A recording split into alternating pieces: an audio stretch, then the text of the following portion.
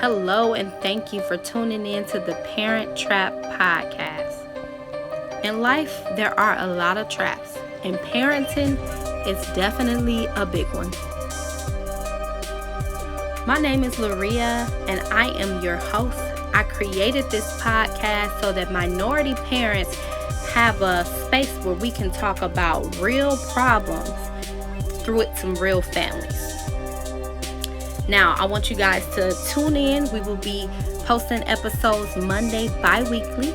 You can catch us on Apple Podcasts, Google Podcasts, as well as Podbean. We're going to have some great topics. We're going to dig deep into our culture and make this trap of parenting a little bit easier to maneuver through. Go ahead and subscribe to our show. Thank you so much for tuning in.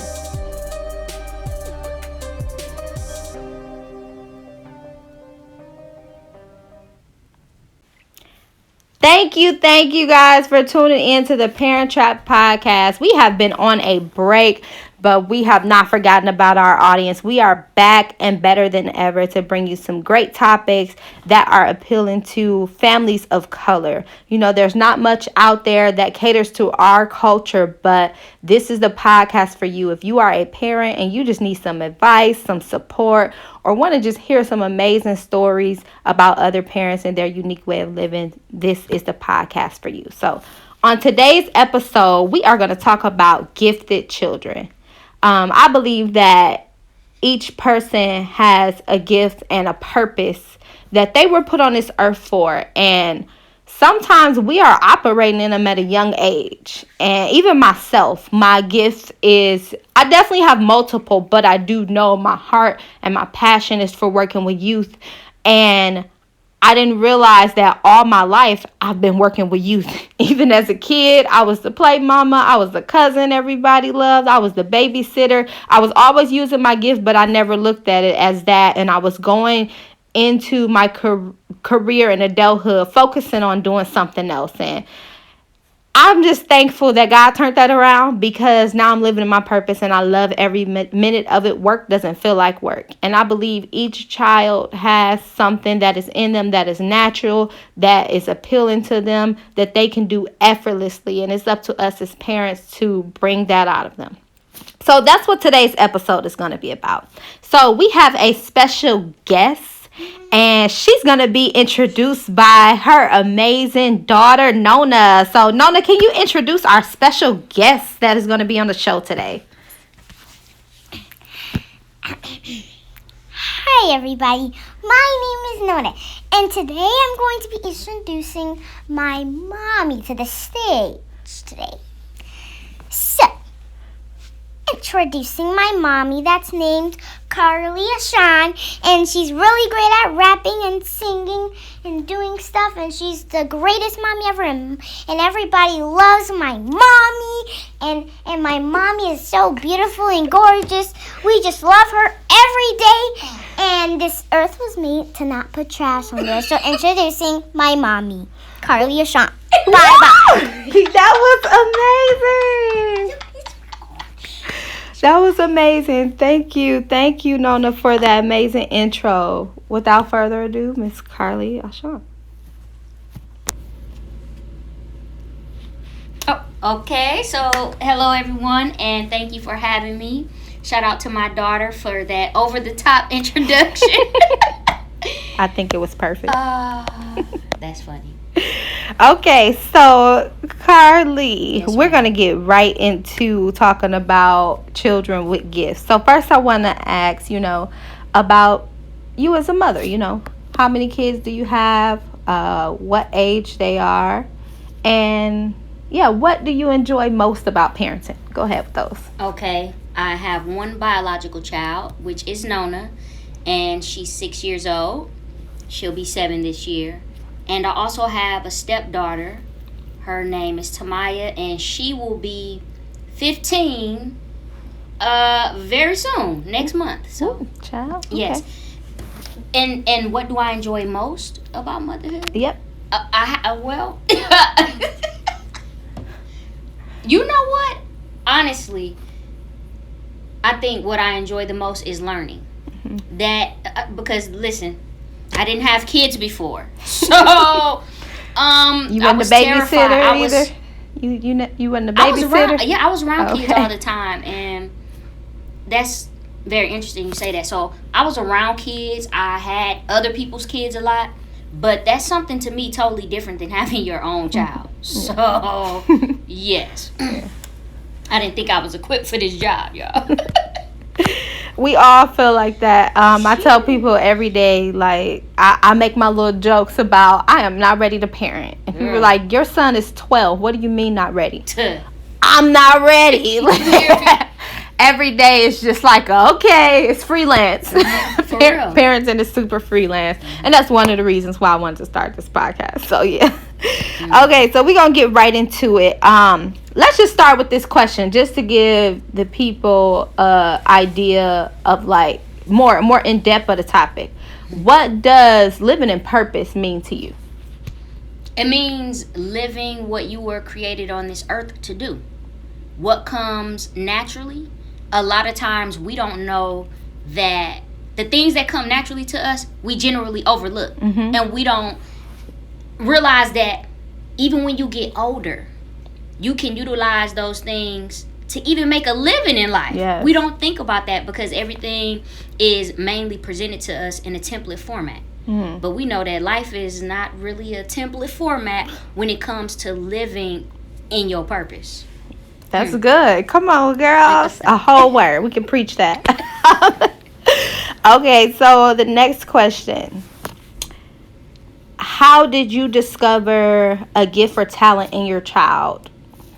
I really didn't discover it. Or notice. How did you notice, like, my child had this specific gift or talent? That's interesting. I think paying attention to Nona, that's really the biggest thing. So she's gifted. Now I'm gonna say this in multiple things. Yeah. But I think one of the mistakes we make as parents is that we stunt the growth of kids. So it may be something that they do and we find it odd. Okay? So Nona was playing on pillows or just start tapping stuff, and when you are in a parent mode, automatically a parent may say, stop hitting on stuff. Or stop all that tapping. Or Guilty. Stop. You see? Now, and so that's the thing. So, however, I generally let things play out when it comes to Nona. That's how I discover different gifts with her. I let her ask me questions. I don't tell her there's nothing that she can't ask me. So she asks me 50,000 questions a day. Yeah. And one of the things, I'm going to just make this a little more conversation. One of the things that with Amadi, how I discovered his gift, and this is kind of speaking to a culture that grew up how I grew up, where we always sat in front of TVs or it was on a computer or whatever else. He was struggling in school in first grade, and I was just frustrated, like, what in the world? I can't do this. But what I noticed is that he was capable of doing it. He just preferred to rush and get in front of the TV or rush and do this. So I made the decision to take the TV out during the school year. We are done with TV. It was a huge step for me, and I'm going to just be honest because that's who I am. In our culture, like, white people do that type of stuff. White people do what type of stuff? Don't watch TV on weekdays. That's What? that's like a stigma in my family. Like, I'm going to just say that for me. Wow. That's a stigma. Nona And you just start being able to watch. yeah. You know my story with that. Yeah, most families like, and even kids I've taught, they're leaving out of my classroom on their mom's phone. Like, that's what we do. And it's just like, girl, you could watch TV. Like, in other cultures, families are reading books more than they're watching TV. So me taking that out was a stretch for me. And even when relatives would visit or people would come by, they'll be like, why y'all not watching TV? Because we're not. It's a weekday. We got stuff to focus on. But as I did that, we'll talk about that in another episode, cultural stigmas. But as I did that, he was like, what am I going to do? I don't know. Let's figure it out. What you want to do? Yeah, he played outside a lot, but he began drawing. He began just creating stuff. And I'm going to give credit where credit is due. it was inspired from Art Zuka because he would only watch TV on weekends. So we didn't have cable either. So Art Zuka was on. For those of you who don't got cable, y'all know what Art Zuka is. And he would be like, well, I saw Art Zuka draw this, I'm going to draw this. Or, and he would begin making stuff. That was the first thing that he started to do. So I embraced it. I bought him art supplies. I got him little sketch journals and even like books about drawing. And eventually he started to create and design different, like he would see stuff and draw it, see pictures of cartoon characters and draw it, and that expanded to him building. So he would be like, oh, I just don't want to draw this, I want to create something. And now we have Amadi the Inventor, who makes toys out of recycled stuff, who knows like 10 different ways to fold a paper airplane, and that's kind of what he does with his life. And now he's like, he has this whole dream to start this tech company and be this like super dope engineer and inventor, because we took the TV away and gave him other options. So I say all that to say, like, expose your children to different things. And for those of you that don't know my background, I'm an educator and I also have a youth program. So during the week I'm at about 3 different schools. And even with my high schoolers, it's amazing when I ask them, what are you good at? I don't know. I mean, what do you do every day? I mean, I be playing my video game, or I be watching this on YouTube. They don't do much. They haven't done much sports. They haven't been in any activities. They haven't been to summer camps or programs to help them develop different gifts. And I think the main thing is exposure. And I know firsthand, like you said, you see Nona tapping on that and you let her do it. Part of exposure is that, allowing them to do things that come naturally to them that may annoy parents, but it is cultivating something in the child. So that goes into my next question. What things do you do now to embrace her talent? I know you mentioned the drumming on pillows and different things. How do you embrace that, or other gifts she has? What are some things that you have done to embrace those gifts? Okay, so Nona, she picks up on things really fast. Mm-hmm. When she was younger, I introduced her to a lot of things. So she's never been to a camp, but Nona knows how to create a stage play with paper and make up her own people, and they're doing a play. Mm-hmm. That's because I just did arts and crafts with her when she was 2 years old, and when she was 3. So she has a love for drawing, and she's really great. Even with stories, she likes to make stories up. And it started when she was 3, and she would tell me stories and make up stories. Mm-hmm. And so now it's just, I said, I went from that to, okay, draw your character. You know what I'm saying? And so then her love for drawing, how can she enhance that? She's seen what I do, because I think that's another thing too. So sometimes kids pay attention to what the parent does, right? She liked to draw. She went from making up her own little scenes and on paper. And that's another thing. She has plenty of paper. Mm-hmm. Okay, we always buy paper, crayons, markers, and pencils. She likes to sing. She likes to dance. I don't think I'm doing anything really special, but I create that kind of environment to be her first audience. But that is special. It's normal to you. That's so normal to you, but that is special. So even with the pillow and stuff, we set her drums up. Now she's asking, Mommy, can I have an electric guitar? Mommy, she wants to play electric guitar. She wants to play trumpet. She wants to do violin. And those are things she asks. And she doesn't know, but, we're going to get it. Just like she showed that interest with drumming. Mm-hmm. And now she has her set. Boom. She make up her own do her own shows. You see? Yeah. No, I see. And wait. Can I say one other thing? Go ahead. Outside of, because sometimes we think creatively. Mm-hmm. Nona loves words. Nona is very inquisitive. Mm-hmm. So she will ask questions about the body and everything. And I noticed that she really pays attention, right? Mm-hmm. So then what did I do? I bought her something with the anatomy. And she started learning all the parts of the body. And this is when she was 5. Mm-hmm. I remember. Yes. And she came showing me like, Miss Gloria, this is this and this is that. I'm like, that's in my body? Right. Yeah, she told me, I said, that's in my body. I didn't know. So it doesn't have to necessarily be anything with music or with art, I think it's just about nurturing their curiosity. Yes. So she loves to read. Nona loves numbers. That's another thing. You know that, Laria. Yeah. So she can identify numbers that are in the thousands because I nurtured that. I just paid attention to what she. That's good. That's good. And I think like you saying, oh, that's not anything big. No, that is big because most parents don't know to do that, especially if their parents didn't do it with them. Like you said, how we just be like, stop tapping on that. Don't do this and don't do that.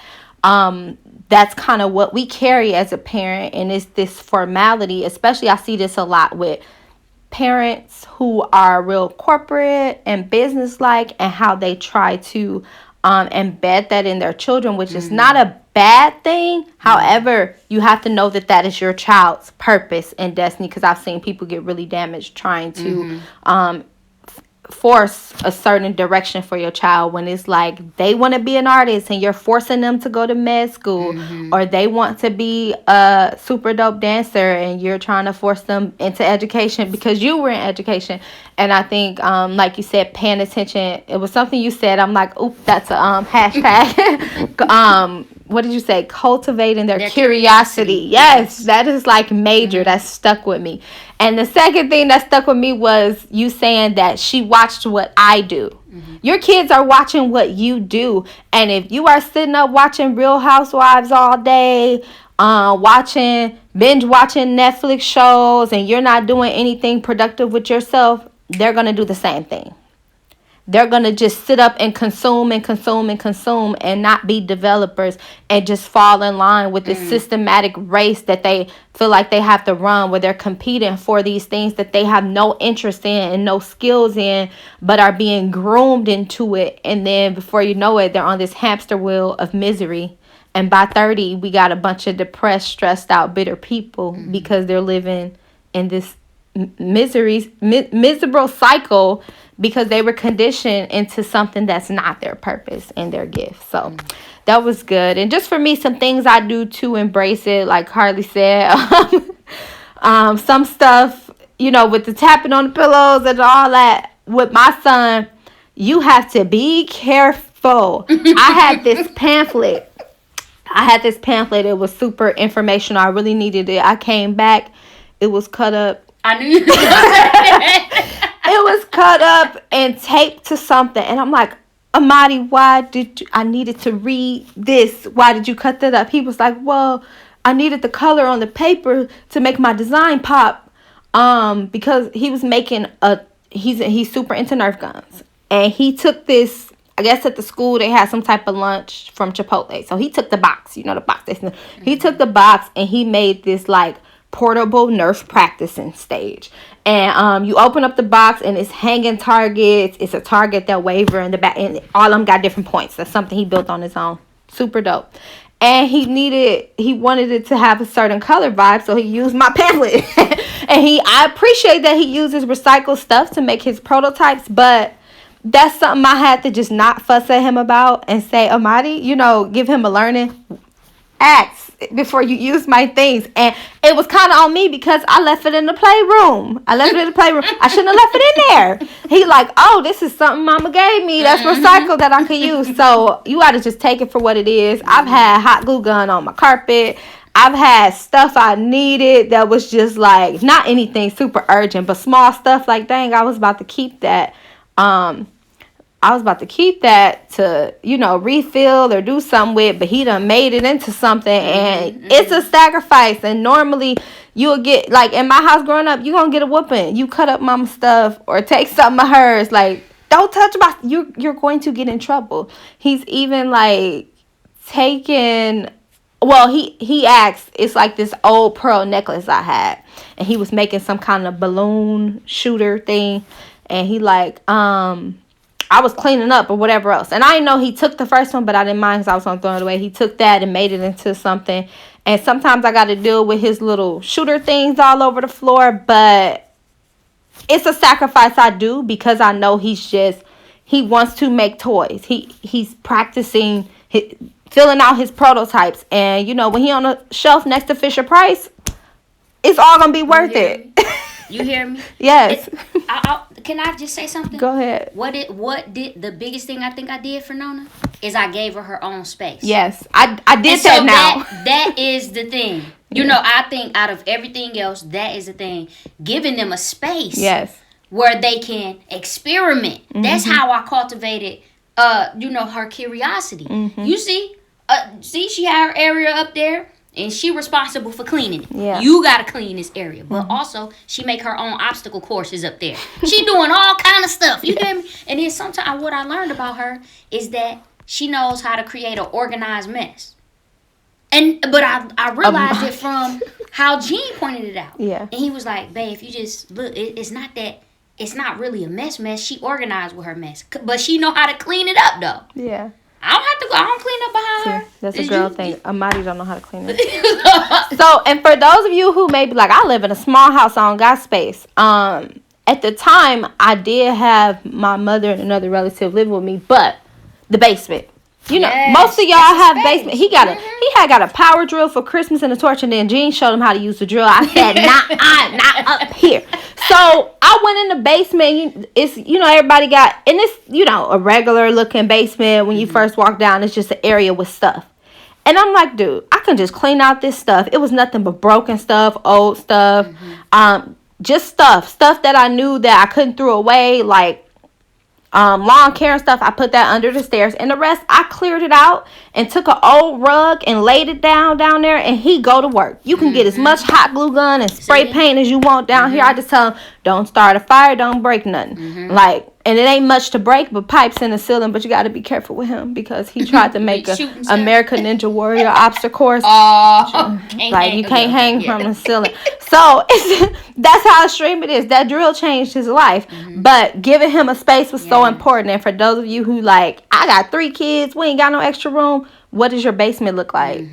I guarantee you can do something down there and make them their own, like, creative space. So, next question. What obstacles do you face in your child living out their purpose? Like, what has been a struggle with them? Well, Nona is only 6, so I still don't know fully. She's gifted in a lot of different areas. So, I'm not putting pressure on myself. When I start to put pressure on myself, that becomes a struggle. Okay. You see? Explain what you mean. Give me an example. So, she's really gifted when it comes to learning and things of that nature, right? That has been my biggest struggle because I know God wants to use her intellectually. She's 6 years old, but Nona's vocabulary for a 6-year-old is phenomenal. Yes. Right? And sometimes I have to step back and realize that because I'm around her all the time. So to me, it's regular. Yeah. Right? It becomes a struggle when I put unnecessary pressure on myself. That is the biggest struggle for me. Yeah. Like, I have to step back and say, it's okay, Carle. Because I'm like, whoo, trying to, wait, she did this lesson too quick. Now what I'm going to do, start stressing myself out on education-wise. See, that's... Oh, and for those of you that don't know, Carle homeschools. Yes, so, yeah. So, that's a whole different thing within itself. Making sure, trying to balance. There we go. Balancing out her creativity and still cultivating the educational aspect. Yeah. That's for me. Yeah. My biggest struggle. Okay, so let me ask a little different. And I guess I'll give an example. And maybe because Amadi's a little older, but struggles I've seen in him. With him building stuff, one, I always have to encourage him, like, you're creating a new design. If he doesn't get it right the first time, he's stressed out. Like, Mom, I'm trying to get this and it's not working. Okay. And that's something he does not have to tell him, like, hey, you have to keep practicing to get it right. No, keep going. So another thing is him looking on YouTube, like, he watches YouTube, but I'm thankful for who he is because he doesn't watch as a consumer. He watches as an exploration. Like, I need some new ideas. He follows building channels, nature channels, and stuff like that. And I think he sees people that are older than him or gifts are a little more cultivated. And he's like, why when I make my stuff, it doesn't look like this? Amadi, put practice into it. And he's an athlete, so I'm able to maneuver that. Like when you started wrestling, you weren't this good. But you see how the more you do it and cultivating it that way. So I think self-confidence in who he is in comparison to other people. Okay. So you meant what's her biggest struggle? Yeah. Okay. So let me say that. What's her biggest struggle? Same exact thing. Nona is amazing. Okay. She's never had lessons with drums, and what you stated. Yeah. Mommy, I can't do this role. I'm like, Nona, it's okay. Like you just start playing the drum. Yeah. You don't even have lessons, and you're amazing. Yeah. She deals with that. She doesn't think that she's as good as I see her to be. Mm-hmm. You know, and so for the simple fact, why? She know Jean, she's watched drummers on the TV with my husband, her dad, and you know, she's just like, wow. But Nona, you're 6 and you've only had your drum set for how long? A month. You know, and you have never had lessons. Yeah. And it's the same thing educationally. She's very hard on herself. Yeah. Even though she's so advanced and she just wants to get it right. And what I had to tell her, the biggest thing, and you can ask her for herself, I tell her, it's okay when you mess up. We all make mistakes. It's okay. You know, if you didn't do something or get it correct the first time, you just keep trying. And that's perfectly fine. So that's interesting. Yeah. I wouldn't even think Amadi struggled with that, right? Very badly. That's really interesting. Yeah. And if we have when you're cultivating your child's gift and their creativity, it sounds like that's something that they're going to deal with. Because my Aunt Sherry said I was the same way. Wow. So even though, you know, I was doing these shows and so I didn't really think, I'm like, man, I wanted to do better. But I still do that as an adult, Lord. Yes. Yes. No, seriously. But me too. You know, it gets healthy. You know, it's not a unhealthy. It's more of, okay, I know what I can do better. Yeah. You know what I'm saying? That's to combat pride. Mm-hmm. So yes, it's encouraging her and letting her know that it's okay if you don't get it right. It doesn't have to be perfect. And you can ask her. Yeah. And she'll say that now. Yeah. It doesn't have to be perfect. Right. That's right. No Jackson 5 around here because, you know, they had to get it perfect. Or no, but I think that's important. Like allowing them to naturally grow, because if you always force feed them correction, they're gonna always look from you, and they're not gonna know how to maneuver and correct themselves. There you go. That's like a whole word in itself. Serious. Woo, that's true. So and that's funny because today when reading her book, that was the first thing that she did today. Mm-hmm. And so as she was reading, she kept looking at me, and I said, Nona, don't look at mommy. You know, you look at the words. Don't, stop looking at me to see if I'm smiling or not. That's what I told her. Okay. You just read your words, Yeah. So. Yes. No, and that's important. That's a healthy balance between I'm not going to praise you for everything so you don't go out here too cocky. But you need to have your own self-confidence and know that you're reading it right and you're doing good. So that's good too, because that's a struggle too. And one of the things I think that is very important is because sometimes our mama tell us stuff and we think that's our mom. Yeah. They're supposed to say that. So I'm thankful for my tribe. Okay. I have a lot of positive people around me, and it's crazy. It was so many times. It was even a time where I think Gene had said something to him where Amadi was struggling. He struggles that is his biggest struggle, his own confidence and mental things. And it's 2 things I do. One, keep him around positive people.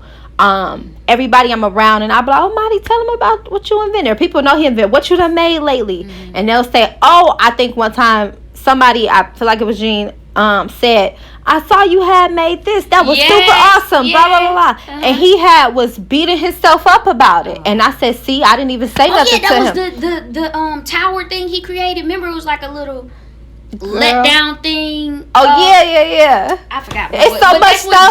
But yeah. But he was telling him. Yeah, and I'm like, see, you was beating yourself up about it. I think he wanted to throw it away. He was, I'm going to just throw it away. He was like, man, it's not that good. I'm like, Amadi, like, this is great. It was like it was a bridge in his thing. And he'd be like, so, well, man, I haven't made a flying car yet, so it's not great type kid. But when we left, I'm like, see, I didn't even tell them anything, and other people think it's great. And he was just like, yeah. And I think God is just so strategic, because it's always times where he's down about something, and somebody either outside of me says something to encourage him, or even say something to him around the lines of, you keep practicing, you gonna get even better. And I love that, because it's not like a you just great where you are type message, but it's like a keep doing what you do. And I love that. And the second thing I did for him was I started having him read affirmations. He got a chalkboard in his room, and I wrote affirmations on it. And then recently I saw him like erase my affirmations and made his own little positive to-do list. Okay. Like, I'm going to save money. I'm going to be great. I'm going to work out. And I'm like, okay, look at you. So those are just 2 tips from me for when your child gets in that self-confidence place. And another thing I do to filter him, yes, he has an Instagram. I manage it. I let him post every now and then, but I don't let him see like likes and all that stuff. Yes. I don't let him see that. I be too caught up in that. So I don't want him to be like that. So if anything, he on there just looking at his friends or watching Dude Perfect or 5 Minute Craft, but I try to keep him away from, even times when he asks, who all like my video? It don't matter. I keep him away from that, because as moving forward, I don't want him to be focused on that. That's important to me. So yeah. No, it is. So 2 more questions. 1, what advice would you give to a parent who doesn't know what their child is good at? And this, I think we touched on it just a little bit, but yeah. So first thing to that parent, don't be discouraged. Okay. That's the first thing. Yeah. And number 2, I would say, think about what your child does a lot of. What do they talk about a lot? What do they have an interest in? Yeah. And then, that's how, to me, that's how you'll start to see.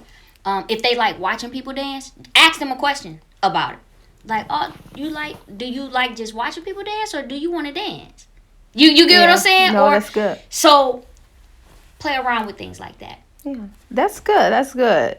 And I think that was kind of everything. I'll add to that. I think when Amadi first started drawing, and this is for, my people who more in tune with their spiritual side. When he first started drawing and things like that, I started to pray about his direction, because it was a time in my life where I had discovered my purpose, and I look back like, dude, if I would have knew this I've been doing this, but if I would have knew this was my purpose a long time ago, my life would have looked different, because I would have been intentional about what I did. And I feel that stepping into adulthood, I wasn't intentional. I was just trying to follow this systematic template. That doesn't exist. I'm realistic. And I think if I knew that sooner, I would have, embraced it a lot sooner and be in a different position right now. But I am thankful for where I am. So I started to Lord, if this is part of his gifting, guide our steps, open him up more to whatever it is you like. Art is a huge category. God, what direction do you want him to go in it? And what do you want me to do to cultivate that? And it was like clear as day. God gave me specific direction to where it was crazy. And it was certain stuff that he told me not to expose him to. It was certain stuff that he told me to, it was a certain way he had told me to speak to him. People are, you spoiling him, or you this or you that. No. God knew he was going to deal with them confidence issues. So me being hard on him and certain things that people felt like I should have been hard on him on, that would have broke him even more when that wasn't even necessary. And then I feel like another thing was just, kind of what I placed him, what environments I placed him in. That was very intentional too. Because a child can go into a certain environment and it can really shape their identity in a different way because it looks appealing. So I had to make some huge sacrifices, and I just thank God for, guiding me. And during that time of prayer, he really I really saw his gift begin to develop more, and he started building more. I hate to be a little deep, but that's just the reality of where things was for me. And And how old was Amadi when this? like first and second grade. Okay, so this is key. I'm just asking this question so the listeners Yeah. can gauge, Yeah. right? Because this is what I would say. Prayer is a big part of mine. Yes. But I still don't even know. Yeah. I say to this day, and Gene and I discussed this, I have no idea what Nona's going to be. Yeah. And just because she's great at something, that doesn't mean that that's what she's going to want to do. Yeah. Okay? No, that's true. Because she's gifted in so many areas, I have no idea. Nona want to be a doctor and help people eat better and everything. This is what she said to me. Yeah. So, I mean, she's great at a lot of different things, but I really, right now, and she's only 6, but I feel like our job as parents, Gene and I right now, is to cultivate her interests. You know, and I created the creative part, cultivate that, and the educational side. Yes. Because no matter which direction your child is going to go, right? I think that they should be equipped on both ends, because the educational side is still big for kids who, are very creative. Yeah, it's necessary. Hello, somebody. Okay, let me know. No, it's so necessary. So even though I'm praying and I have no clue. Yes. Honestly, I have no clue, y'all. I'm just telling you all, the viewers. No, so it's real. That's real. Look like and like, man, Nona, she just okay. And she sold too, because she told me like I'm gonna have my own fashion. Yes, well, that's the thing that we're working on. I asked her last year what her goals. She had to set 2 goals, and one of the goals she said was that she wanted to make her own design for her own T-shirt line, and she made 2 designs last year that will release this year. So I really don't know. Yeah. And I think it's like what you said, always being open, even in the midst of cultivating and pushing him towards different things. It was never like his exposure was just stopped at building. He still wrestled, he still played soccer. See, and that's he still like he has this character that he draws that we're forming into a book to make stories. But I think even new this year, I'm so happy with the school I put him in, this Montessori school. He came home one day, we were at the Goodwill, and he found this little piano, and he was like, Mom, can I get this? And I'm like, okay, like, you like playing music? He's like, yeah, I could play. I'm like, what? He started playing. I'm like, what? I didn't even know he was like, I knew he was in music, but I didn't know they were doing piano. I'm thinking music is just like it was when we was kids. We learned a few songs, we learned how to read notes, but she's actually giving him piano lessons and ukulele. So I got him that, and then he ended up getting a keyboard for Christmas. That's all he does, is sit on that keyboard and that ukulele. And then now they're in some lesson in music where they're learning how to make beats using this software. And now he's into that. So it's just like, I'm not limiting him to that. He's just like Nona. And I think all of that has to do with exposure. Like, I didn't know he would have so much interest in playing instrument. If y'all want to see him play, follow his Instagram, Amadi The Inventor, AMADITHEINVENTOR. I put it in the show notes. Shameless plug, but he be playing his little ukulele. Like, he done learned how to play Old Town Road on it. And oh, wow. So just being open, because like similar to you, we have a direction, but if God shift gears, we shifting gears. If he show more interest in music than building, hey, we're gonna go whichever route I feel that is meant for you to go, that you want to embrace. And it may all play a part. It may all tie together. Yes. You never know. Hello? No, I do know. Yes. Living witness, but yes. Yes. No, seriously. That's dope. So yeah. That's basically our last question. Anything else you just want to add about your kid, helping your kid live out their gift? Anything else you want to say to the audience? Any just, gems you want to drop on them? I really want to encourage parents to pay attention to your kids. Don't be so quick to shut them down. Let them ask questions. A lot of times within our community, it's because I said so. Yeah. You know, or just be quiet. And it's understandable. You've been at work, you're tired, and things of that nature. But I just want to challenge you to start being intentional to listen. Listen, because kids really have something to offer. Yeah. I know many times Yes. God has used Nona Yes. on me, and he has used Nona on Eugene. Yes. So, Girl, me too. no, I'm so serious. No, that's so serious. I'm Yeah. serious, and She be coming for me. you so silly. Stop. But I think the more that you listen to your child, the easier it will get for you to cultivate that curiosity and start to see, like, man, maybe God is really, giving them a gift for this. And then when you pay attention, your heart will be more open to seeking God on the direction. Yes. Yeah. So when we're not really attentive to our kids, here go another thing too. When you're talking to your kid, put your phone down. Put your phone down, look them in the eyes, and have a conversation with them. Take a moment to turn the TV off, phone down, and just have a conversation. That's what Nona and I does. And we have some great conversations. I know she's only 6 years old, but y'all, the questions that she asks, the insight that she has, the thoughts that she has about life, it really wows me because I take a moment to listen. And that's what I really want to encourage you to do. So many kids are not being heard. And I think that's probably why they're turning to the internet. Mm-hmm. They just want that attention. Yep. They just want somebody to look at them and to hear them. So for us parents, let's be more intentional. Put our phones down, turn the TV off, and just have a conversation with your child. That's good. That's great advice. I'm going to take that too. Put my phone down. All right. So this is a question that we're going to ask everybody who's a guest star on the show. And if you got to answer, you do. If you don't, you don't. But what's your secret sauce to parenting? Like, what's your secret sauce? I don't have a secret sauce. My secret sauce is I really understand. I don't think I know what I'm doing. I'm serious.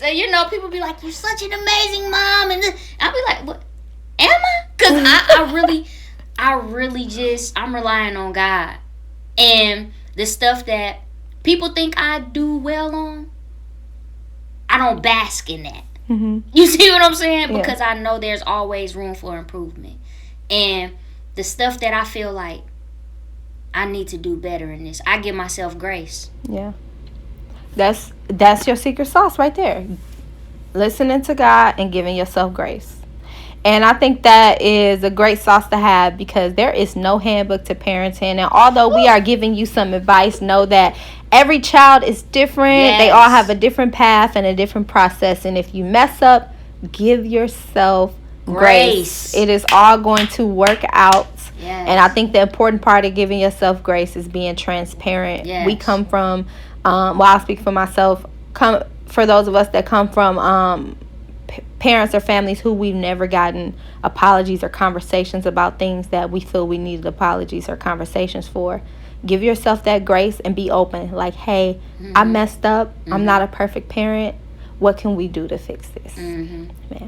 So thank you guys so much for listening. I hope you enjoyed this episode. I hope you got some great nuggets and that it inspires you to cultivate your children's gift, be an awesome parent that you can be, and don't sit on it. Like, if they're good at something, don't let people tell you, oh, they can't do that now, they need to wait, or they need to get this together. Every successful person has an issue. So allow them to move forward and embrace that. Come on, I done brought another word out. You No, go ahead. You got something else to say. Don't look at your child and compare them to the next Yes, child. yes. That's major. That's Yes. major. I just had to say that before this end. Don't do No, that. that's good. Do not do that. Don't do it. Don't try to turn them into somebody else's kid. Yes. If your child is struggling with math and somebody is posting stuff who child good in math, don't be trying to make your child good in math. Yes. You know what I'm saying? And don't feel bad if your child is not good in math. Child. Do you understand? Yes. So, I had to say that. No, that's good. Don't do that. Don't try to shape them into something that you see. Be open to just molding them into who God wants them to be. Yes. And they are great the way God has made them. So yeah, go ahead. Yes, Go ahead. comparison Kills. is the thief of joy. All right, thank you guys so much. Don't forget to share with other parents who you feel like need to hear this or can be inspired through this. But this is the Parent Trap Podcast signing off. And don't forget, if you are not a parent, don't do it. It's a trap. It's a trap.